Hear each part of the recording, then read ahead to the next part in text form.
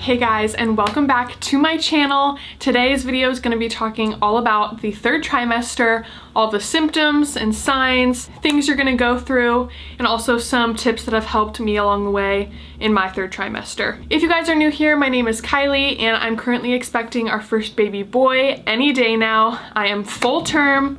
When you guys are watching this, I am 38 weeks. He could literally come any day now. At my last appointment, I was dilated to a 1.5 and I was 50% effaced. So my doctor is very convinced that I will not have to get induced and that he's gonna be coming soon. We're ready for him to come. We have our bags packed and everything. So whenever he's ready, we're ready. If you guys aren't subscribed, make sure you do hit that subscribe button so you don't miss any videos, especially the birth video. That will be going up on this channel in the next couple of weeks, which if you're anything like me, I love watching people's birth stories and hearing how their labor and delivery went. So subscribe so you don't miss that video. Give this video a thumbs up if you like baby related content, because I definitely plan on making a lot more baby videos once he is here. Also follow me over on Instagram if you want to be more up to date for when I actually do go into labor. I will be updating on Instagram a lot quicker than I will on YouTube, so if you want to know right when we go into labor, definitely go follow my Instagram. And yeah, without further ado, let's get into talking about the third trimester. So I have a whole list of things here on my phone,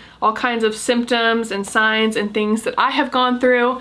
This is obviously personal to me. There are some things that I personally did not experience, but I'm going to be talking about some of the things that I have been dealing with these past couple weeks. And let me tell you, my first and second trimester were really easy. I was really lucky. I didn't have any morning sickness. I felt great. My energy levels were really good. I barely took any naps. I maybe took one nap. I was really blessed on the beginning side of the pregnancy, but this end of the pregnancy is for sure the hardest for me. I feel huge, uncomfortable, nothing feels good.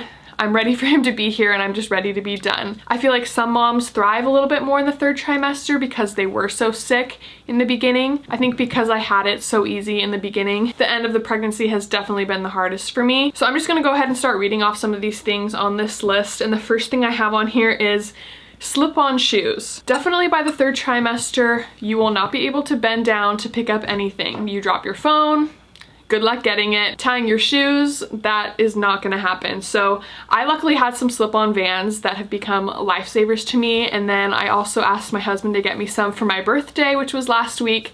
So I have another pair now that I can throw on to make it easy. And I feel like even after I have the baby, I'm gonna want shoes that are just super easy to slide on. I don't have to tie them, bend down with the baby in my arms, all that stuff. I definitely recommend investing in some kind of slide-on shoe. If it's summer, just wear flip-flops. If you're in the winter, some Uggs can be slide-ons, I think, but slide-on Vans are another good option too. So I'll link the ones that I got down below for you guys if you're interested. The next thing I have on here is stretch marks. This is something that I've found is really genetic, and your genes just play a big role in if you're gonna get these or not. I already had stretch marks from puberty and just getting older, so I knew I was gonna get stretch marks on my stomach, and I didn't have any until probably the third trimester, and I do have a lot of stretch marks on my stomach. So it's not something that I'm embarrassed by at all. Like, I just know it's natural. It happens. Some people get them, some people don't, and I have them. I don't really care because I'm gonna have my baby and that's all that really matters. And yeah, I know this is something that stresses a lot of people out and they're worried about getting stretch marks, but personally for me, since I already had some, I was like, what's a few more? It doesn't matter. And I'm getting a baby out of this, so I could care less. Next on my list here, I have sleeping and standing. Both two things that you don't really think about comfort-wise before you get pregnant, but now when you're 9 months pregnant, you're like, wow, this is impossible. Sleeping, I wake up probably 20 plus times a night. 2 of those are probably to go to the bathroom, and then the other like 15-ish are to roll over side to side, because you can only sleep on your side when you're pregnant, and I've heard that the left side is even way better for you than the right, but I have to keep switching. Otherwise, I feel like my legs are going numb, my back hurts, and it's just not comfortable. It takes a lot of energy to switch sides when you're pregnant. So yeah, sleeping, not fun. Standing, like making dinner. I've asked my husband to make dinner like a handful of times, and that's not like me. I like to be in control of dinner and do it. So that's been a little bit of a change. But just expect all of your daily things that you do every single day and don't think about are going to become uncomfortable. Everything's uncomfortable at this point, so you just got to keep moving, keep switching positions, and that should help. Next on my list is pregnancy tea. I've started drinking some raspberry leaf tea every night. You can do this throughout your whole pregnancy, I think, but I just started in the last trimester because I heard it can help with labor. I really like the flavor of it. It feels good, especially when it's cold out right now in the winter. It feels good to have a warm drink, so that's something you can look into. They have it on Amazon. I'll link it down below. Another thing that I did not think that was gonna happen to me is that my belly button popped. It's definitely not completely out like some people, but I had a super deep innie belly button and I did not think it was possible for it to become an outie, and it is. So if you're one of those people who doesn't think your belly button's gonna pop, it will, trust me. Another thing I've been experiencing, especially in these last couple of weeks, like 36, 37 weeks, is cramping, which are Braxton Hicks contractions. And these are just basically like your practice contractions. They feel like period cramps. Mine have felt just like a constant pressure. They don't kind of come and go like contractions are supposed to. So that's definitely something to watch out for. My doctor said it's completely normal and it happens to most pregnant women. Another thing that I kind of mentioned when I was talking about sleeping is going to the bathroom a lot. You think you go to the bathroom a lot in your first and second trimester, but it just escalates even more when you are in your third trimester. I think every single time I get up from something, get up from the couch, get up from bed, I have to go to the bathroom. And sometimes I'll be getting ready to leave the house. I'll go to the bathroom and then maybe I'll brush my teeth or do my hair, and then I'll get all the way downstairs to the car and I'm like, I have to go again. So definitely lots of bathroom breaks. Make sure you guys know where the nearest bathroom is near you at all times. The next thing I have on here is lots of pressure. So I feel like my baby has definitely dropped already. Obviously this is my first pregnancy, so I really don't know what it'll feel like, but there was one day where I just couldn't walk anymore. There was so much pressure down there. It literally feels like a head is pushing down against you, which that's literally what is happening. But definitely lots of pressure. The pressure just continues to get more and more as the weeks go on. I have a feeling that's a good sign and that he's getting lower and his head is down, so that's good. But that pressure also creates the famous pregnancy waddle, which is also not very fun. Luckily, since we're also in COVID right now, we're not going out at all, so nobody can make fun of me for my pregnancy waddle other than my husband. That's been nice, but third trimester, the pregnancy waddle will come out. This pressure can also create what's called lightning crotch, and I've been experiencing this for a handful of weeks now. And I've said this a few times, but it feels exactly how it sounds. It feels like a lightning bolt shooting down your crotch at the most random times ever. Like I'll be opening the car door and boom, it's like a shoot of lightning and it just hurts so bad I have to like stop, take a breath, and then it's gone in like 2 seconds. So that's also something I've heard that's normal. It's just either the baby pressing on a nerve or him getting lower. Next on here I have swollen ankles and hands.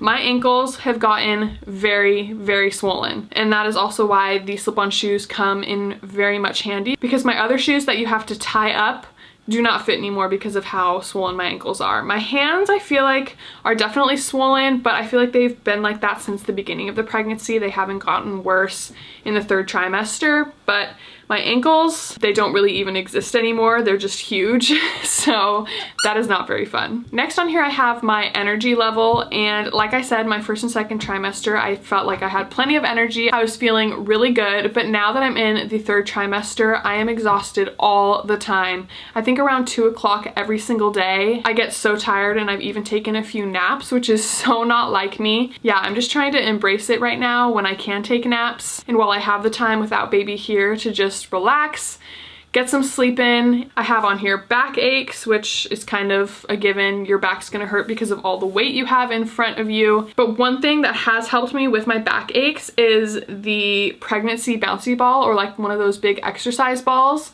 That has been one of the only positions that I can find myself actually getting comfortable for a little bit. I almost didn't get one, but I was like, might as well try it. Everybody recommends it, and I did. It honestly has been a lifesaver. I've been bouncing on it at my desk, and again, it's the only position that feels comfortable. So definitely recommend getting one of those, and I'll link one down below for you guys. Also, something fun that my husband and I did in this third trimester was we did another 3D ultrasound.